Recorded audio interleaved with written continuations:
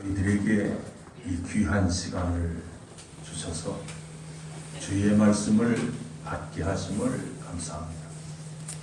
주님, 오늘의 세대를 볼 때에 주님이 말씀하신 대로 너희가 천기, 바로 기운은 너희가 분별할 줄 알지만은 하나님의 때, 하나님의 말씀을 분별하지 못한다고 말씀을 해주셨습니다. 오늘의 지마를 우리가 당해서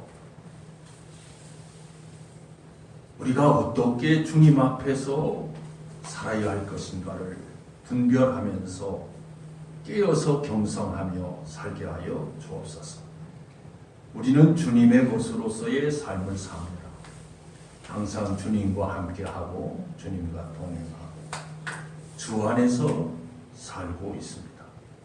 그러므로 우리는 주의 것으로 항상 우리가 주님을 사랑하고 경외하며 섬기며 온전히 주의 말씀 안에서 우리의 신앙이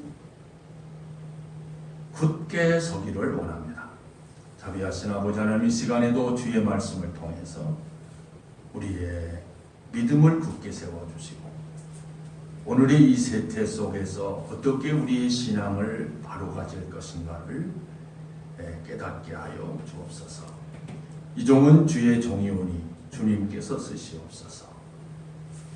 이 종의 중심 속에, 심령 속에 역사하시는 성령께서 말씀을 깨닫게 하시고 알게 하시고 전하게 하시고 가르치게 하소서. 이 시간도 주님 앞에 영광이 되게 하시고 또한 우리들에게 큰 은혜의 시간, 복받는 시간이 되게 하여 주옵소서. 예수님의 이름으로 기도하옵나이다. 아멘.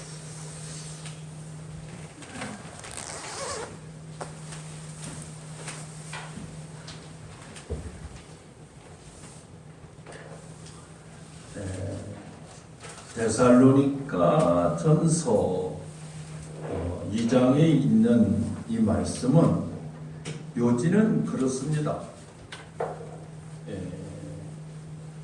하나님의 말씀을 전할 때에 어떻게 하나님의 말씀을 듣고 받을 것인가 하는 것이죠. 그래서 13절에 보면 우리가 하나님의 말씀을 사람의 말로 받지 아니하고 하나님의 말씀으로 받는다, 이렇게 말씀하고 있습니다. 그러면서 진실로 그러하다. 말씀이 또한 너희 믿는 자 가운데에서 역사한다. 말씀의 역사는 사람의 말로 받는데 하나님의 말씀의 역사가 있는 게 아니고 하나님의 말씀으로 받을 때에 그 말씀의 역사가 우리 마음속에서 일어난다. 제가 지난 시간에 드린 말씀을 아마 기억하시리라고 생각을 합니다.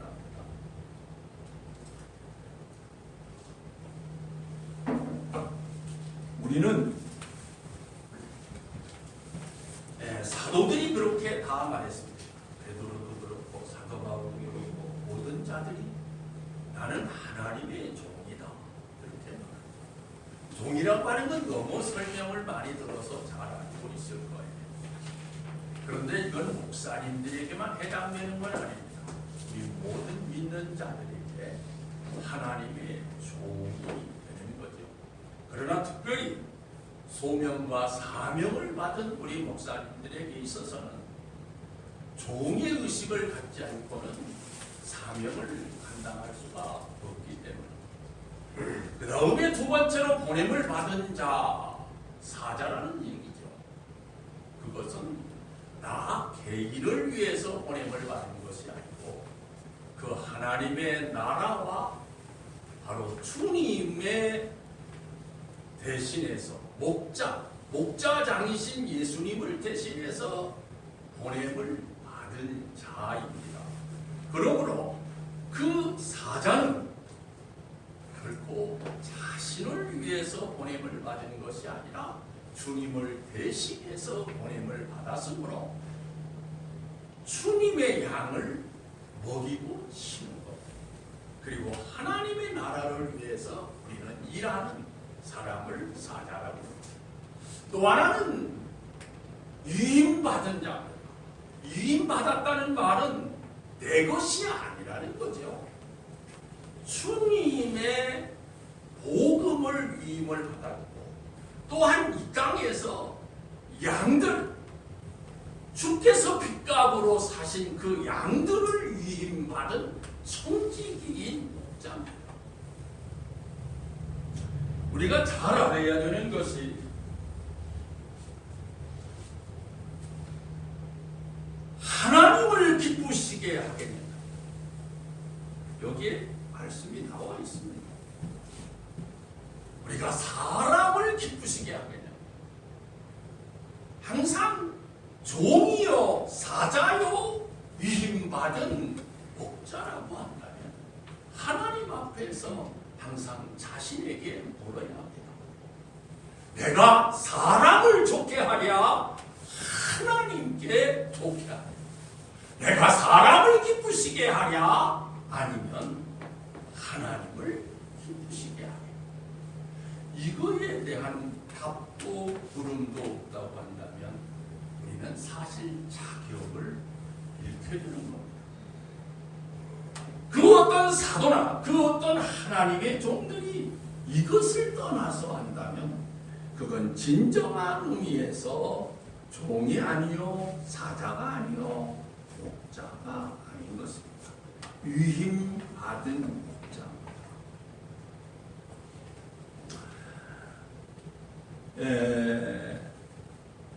우리가 하나님의 말씀을 받는다는 데에 상당한 의미가 있습니다.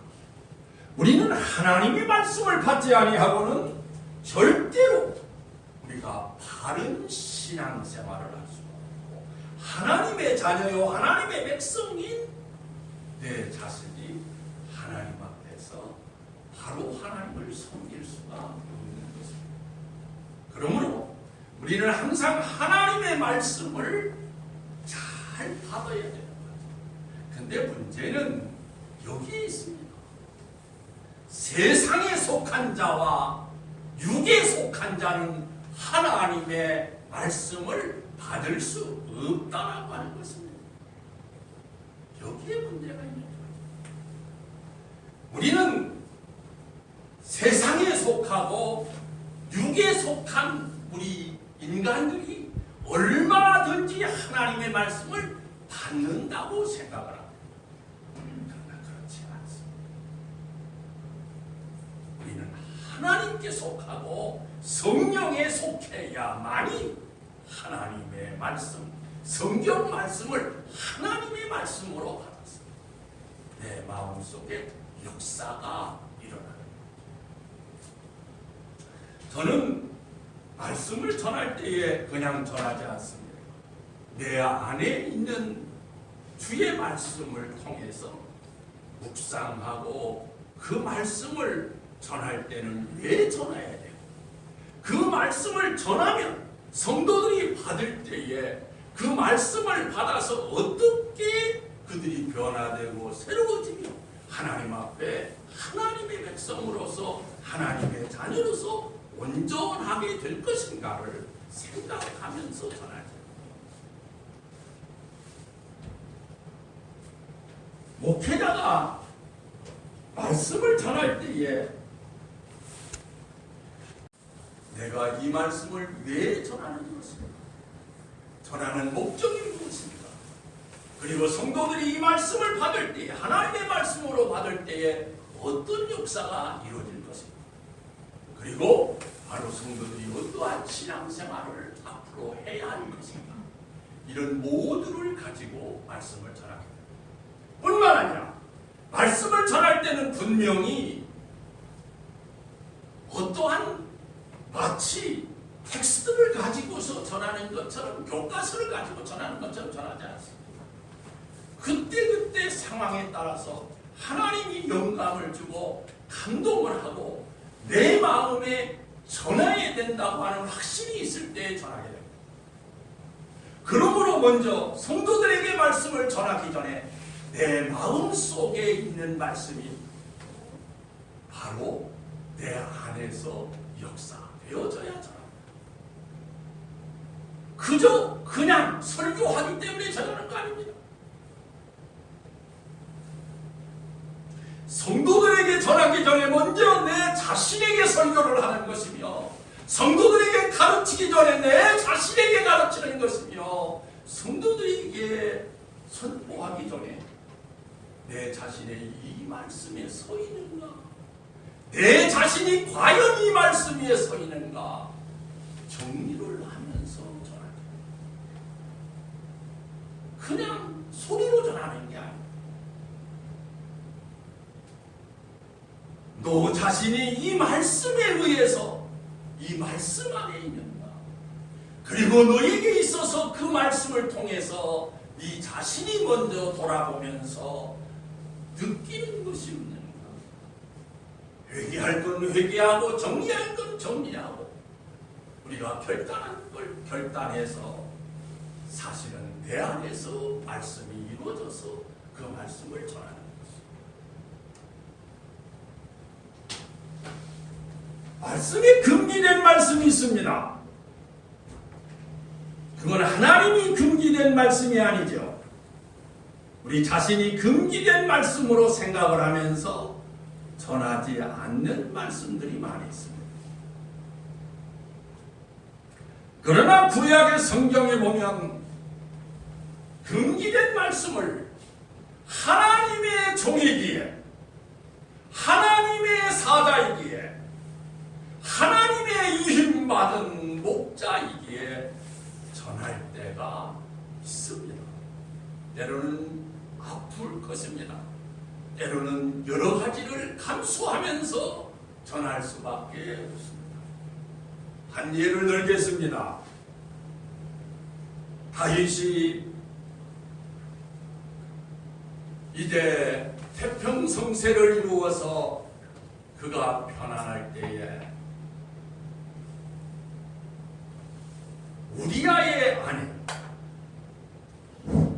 우리아의 아내를 이제 취했습니다. 그 우리아는 전쟁터에서 싸움을 하고 있습니다. 우리아의 아내는 집에서 살림을 하고 있었겠지요. 그런데 보지 못할 광경을 보고 그만 육의 정욕에 치우쳐서 우리아를 죽이게 되고 결국은 우리아의 아내 밧세바를 취하게 됩니다. 이때 하나님께서 나단 선지를 다윗 왕에게 보냅니다. 이것은 금기된 말씀일는지 모릅니다. 왜냐? 그 말씀을 전할 때 내 생명이 추풍 낙엽처럼 떨어질 수 있어요. 이게 있을 수 있다. 이게 처할 수가 있다. 그러나 하나님의 종이기에 하나님의 사자이기에 유임받은 목자이기에 그는 다윗 왕에 가서 양의 비유를 들어서 가르쳐 주고 깨닫게 합니다. 양 100마리를 가지고 어떤 사람에게는 양이 100마리가 아니고 어떤 사람에게는 함께 살면서 나의 생명처럼 살아가며 함께 살아가는 양 한 마리가 있는데 그 양 100마리 가진 자가 양 한 마리를 가진 자를 죽이고 결국 그 양을 빼앗았다. 다윗은 자기 자신이 그런 사람이라고 하는 걸 몰랐습니다. 절대로 자기는 생각하지 않았습니다. 그게 인간입니다. 다윗이 성군이요, 다윗이 믿음의 사람이요, 다윗이 하나님을 기쁘시게 하는 자라고 했지만 결국 인간의 한계에서 그러한 죄를 범했던 것입니다.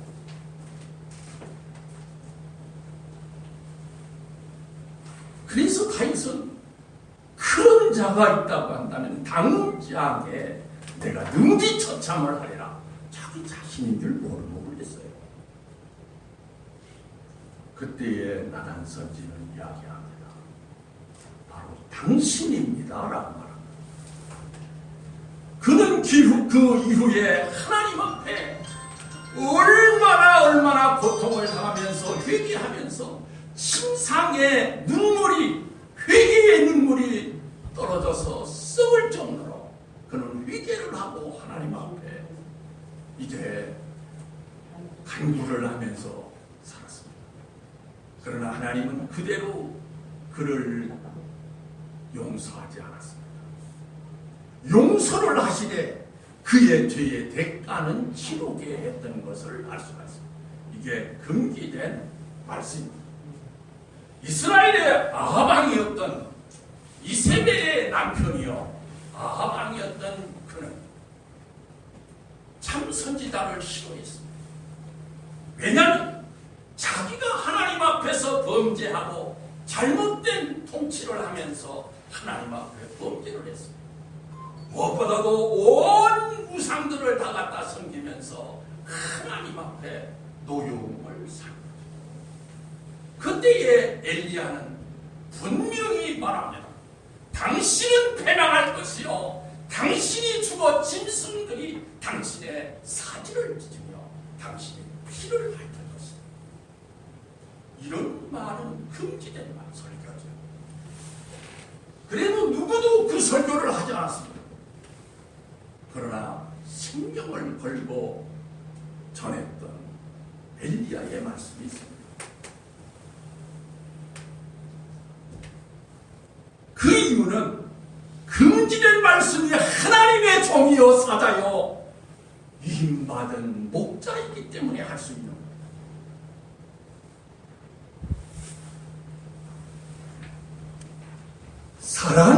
사람을 좋게 하랴 하나님을 좋게 하랴 우리는 여기에 한번 기로에 서서 한번 생각을 해보시기 바랍니다.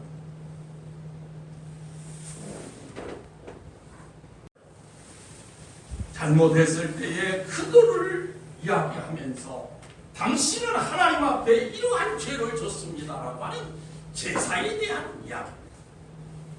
자기가 제사를 지내고 전쟁도 그건 위기가 있었어요. 어떤 사람은 그냥 무작정 그 모든 상황을 알지 못하고 잘못했다고 하는데 사울은 사울 나름대로 그러한 배경이 있었습니다.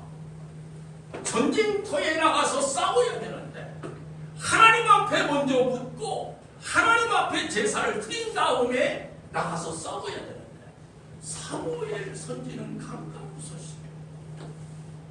참으로 촉각을 다투는 그러한 시간이었습니다. 그래서 사울이 자기가 대신 제사를 드린 겁니다.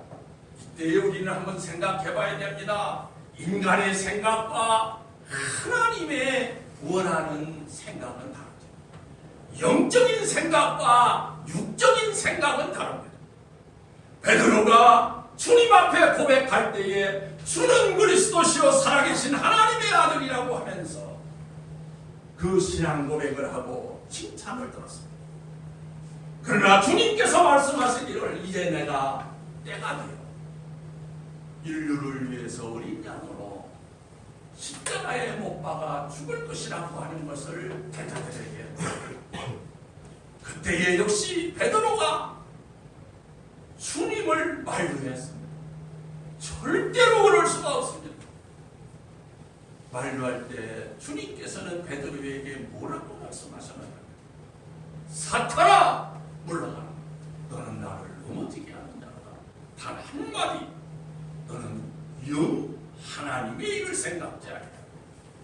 사람의 일을 생각하라. 육적인 생각은 바로 성경의 사망이요 영의 생각은 생명이라고 말씀하고 있습니다.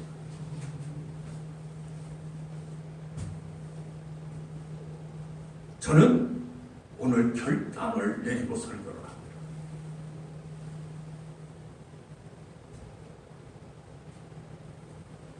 어떻게 보면 제가 이 말씀을 전하면서 끝이라고도 생각을 하면서 전합니다. 하나님 앞에서 하나님께서 주신 말씀을 어떤 말씀을 금기할까요? 누구를 위해서 금기할까요? 왜 전하지 말아야 할까요? 우리는 생각을 해야 합니다.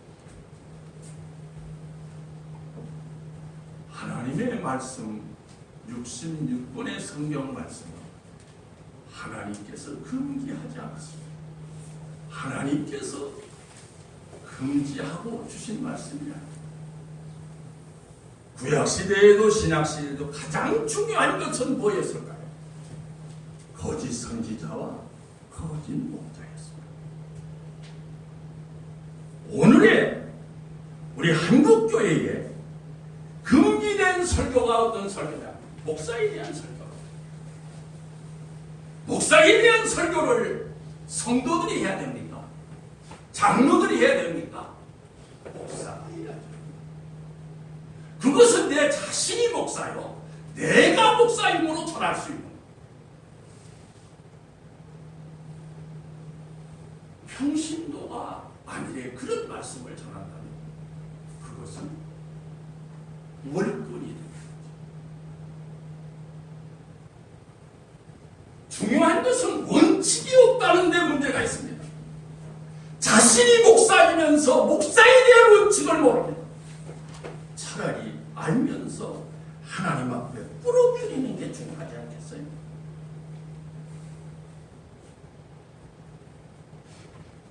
하나님 앞에 주여 나는 죄인입니다. 나를 떠나십시오. 이렇게 고백을 하는 것이 더 낫겠죠. 주여 나는 이미 부정한 자입니다. 그러면서 하나님 앞에 기도할 때에 숯불을 입에 대주십니다. 주여 내가 이러한 죄인입니다. 나는 이런 사람입니다. 내가 이렇게 부족합니다. 이렇게 할 때에 하나님께서는 긍휼과 자비를 베풀어 주십니다. 인간의 고집과 인간의 생각을 가지고 하나님의 말씀을 대할 때에 결국 회복할 수가 없습니다. 회개할 수가 없습니다.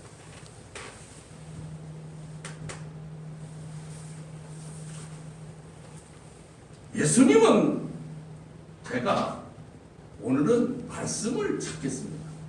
고린도후서 1장을 한번 보겠습니다.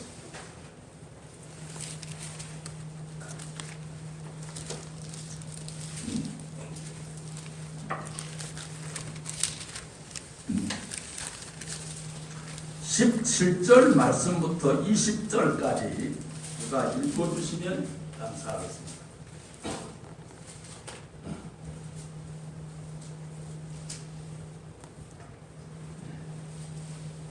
이렇게 계획할 때 어찌 거짓말이 하였으리요.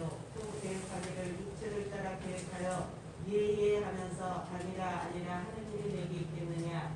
하나님은 믿으시니라. 우리가 너에 대한 말은 이해하고 아니라함이 없노라.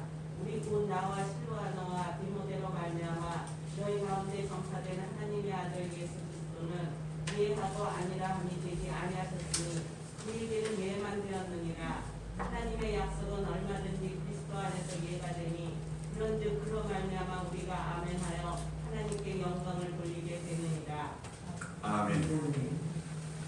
자, 이 말씀 설명할 필요가 없어요. 이 말씀 가지고 제가 다른 설교를 할 필요가 없습니다.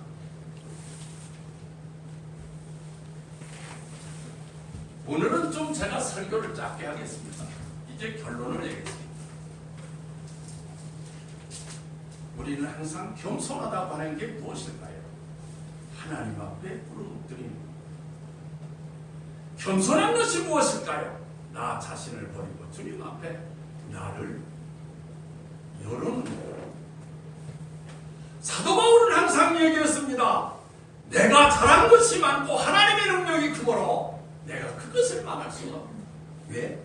나는 성령을 가진 사람이요, 하나님의 능력과 하나님의 기적과 하나님의 주시는 은사가 너무 크기 때문에 그것을 막으면 내가 교만할까 이러고 했습니다. 그래서 그는 이야기하기를 나의 부족한 것을 말하겠노라, 그것을 자랑하겠노라. 그것이 유일한 자기 자신을 쳐서 복종시키는 하나의 방법이었습니다.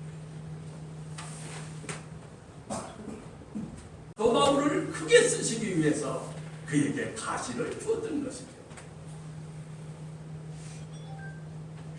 병든 자를 살리고 죽은 자를 살려내며 하나님의 능력과 기적을 많이 베풀었습니다. 그런데 자기 자신은 사탄의 그것도 가시가 있어서 정확하게 어떤 병이라고는 말할 수 없지만 참으로 수치될 만한 그러한 병이었습니다. 그래서 하나님 앞에 기도했습니다. 그가 기도할 때 하나님께서는 다 응답해 주셨습니다. 기도할 때에 하나님의 말씀이 들려옵니다. 내 은혜가 족하나 약할 때에 강함이니라.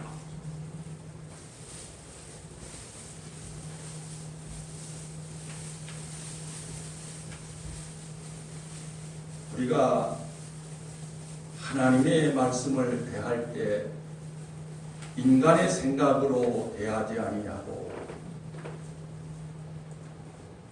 성령에 의한 겸손함으로 대하며 받을 때에 우리 성도들에게 큰 복이 임할 줄로 믿습니다.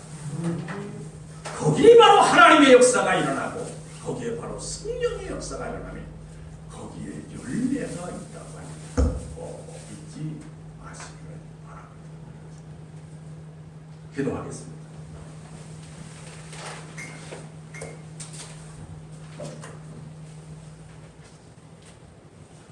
하나님의 놀라우신 역사 우리 생각해 봅니다.